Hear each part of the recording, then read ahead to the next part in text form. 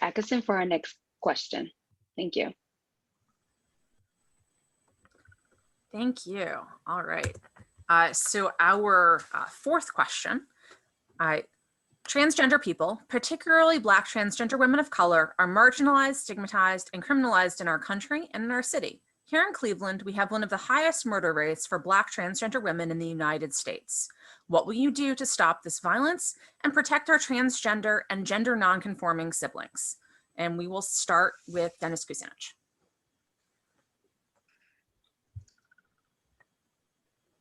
For 16 years in the United States Congress, I had a 100% rating from the Human Rights Campaign.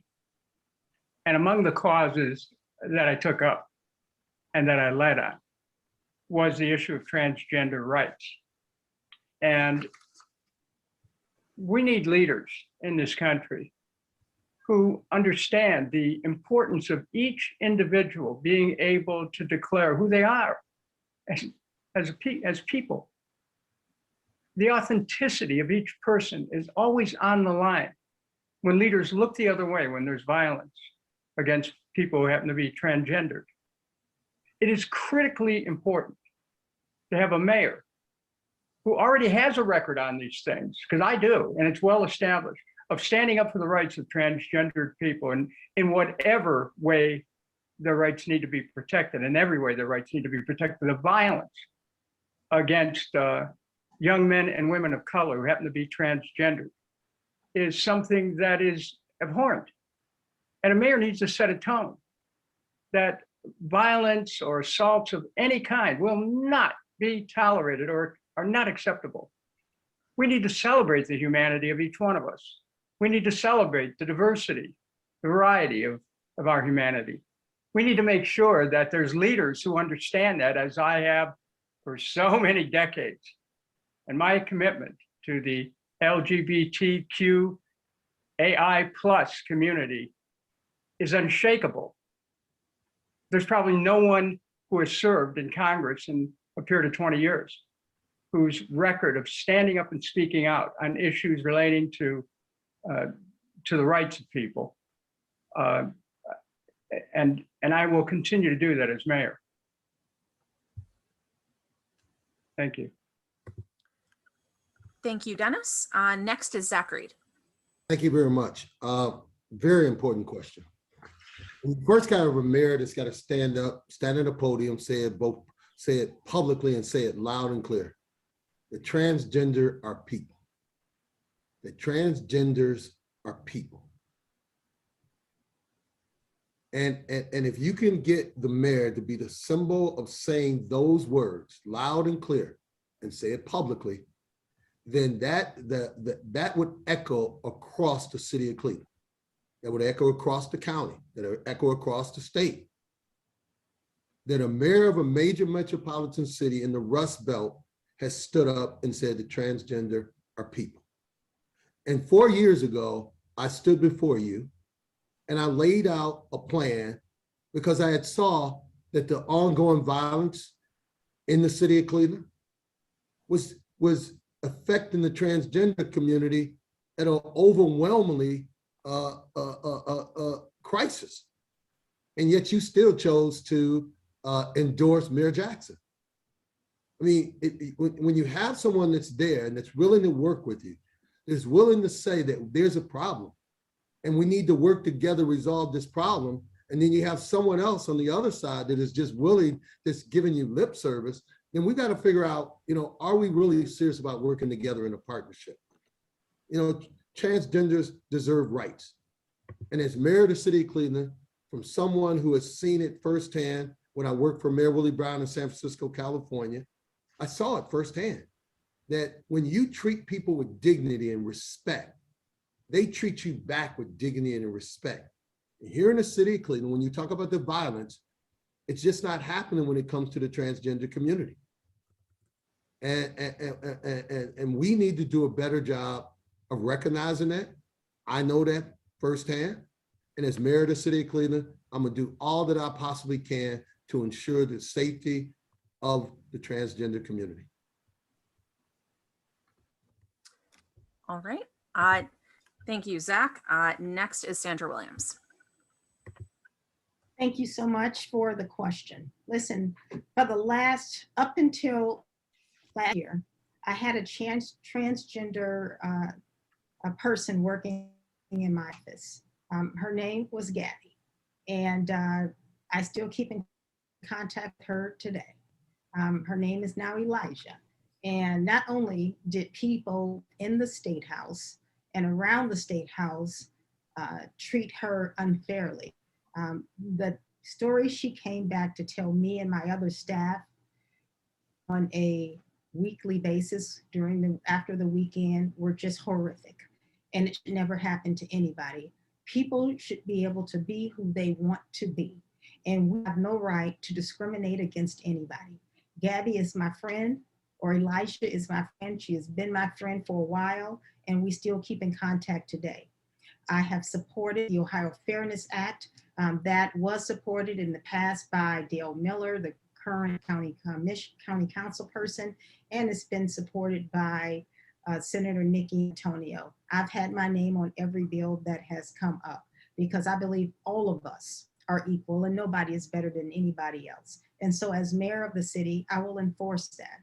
And anybody who believes that they're going to treat my staff or anybody who lives in the city of Cleveland or comes through the city of Cleveland in a different way because of who they choose to be or who they are going to have a problem with me. So I will be standing up for people like I've done in the past, and I will continue to do so as the mayor of the city of Cleveland. And I believe Zach is right. You know, leadership starts at the top. And if you know you're not going to accept something in your city, the person in charge has to make sure that when you are on high, you go down and you let people know you commit or you do something to anybody in this city because you don't like them. Maybe we don't like you. You know, we are going to deal with you because you are not going to treat people in this city any kind of way. Thank you. All right. Thank you, Sandra. Next is Justin Bibb. You know, being mayor of the city of Cleveland is more than just managing budgets, making sure we fix the potholes, and making sure that the streets get plowed during the snowstorm. But it's also about leveraging the moral authority of the office. And the fact that we have one of the highest rates of transgender deaths in this country should outrage us all. And as mayor, I'm going to do everything in my power to leverage the moral authority of the office to bring urgency, respect, and support, and wrap around services to ensure that we eradicate this crisis in our city. It also requires us to work better with our state legislature to enact hate crimes legislation, to ensure it has the right teeth and accountability to hold folks accountable.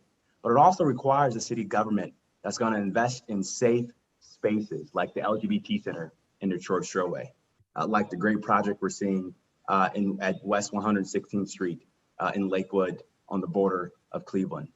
It's that kind of comprehensive approach we need to make sure that everybody in this city feels safe, feels loved, feels respected, and feels like they can achieve their own potential as residents in this place that we call home.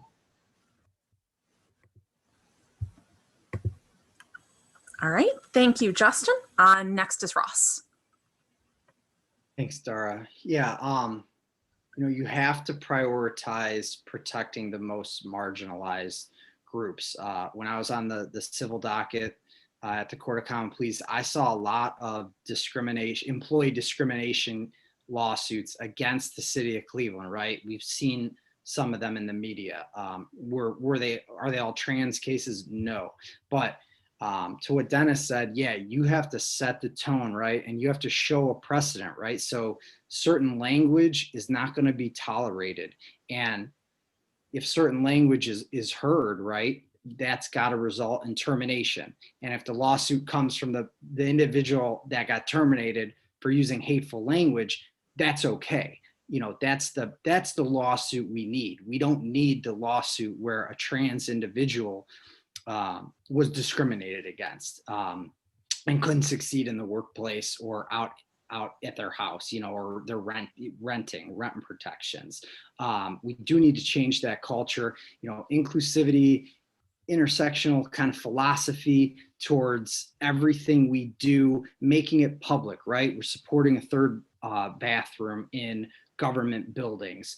We're removing like race specific and gender specific language, that old school language, the way that the charter or certain forms and paperwork was written back in the day, decades or centuries ago. We're removing that type of language because we're getting it out there. Hey, we're moving to a new future in the melting pot, right?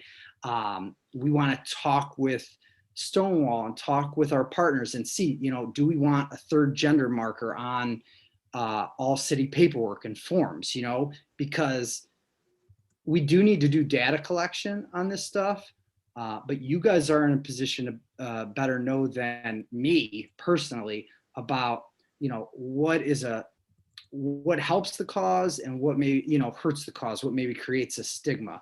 So, and also like June, right? Let's do like one of the suburbs just did. I can't remember which suburb it was, but let's declare June.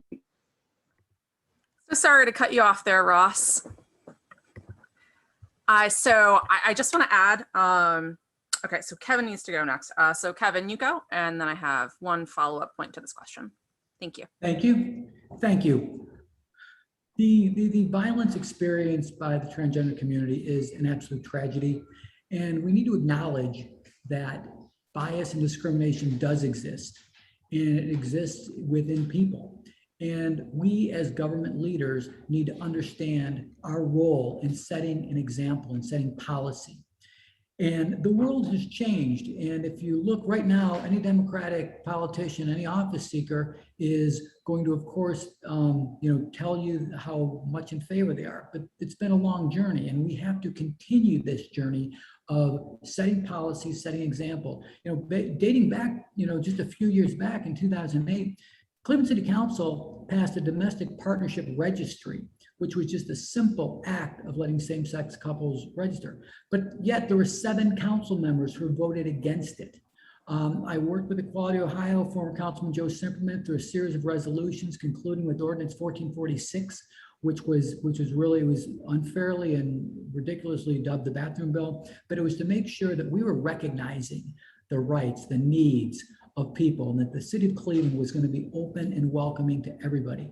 I'm very proud of the series of ordinances that this council passed, and working with all the different groups to make sure that we set a tone that the city of Cleveland is an open, welcoming place to be. And that's why when we got our 100% HRC rating, it was very much a point of pride, but it's because of those ordinances that we took.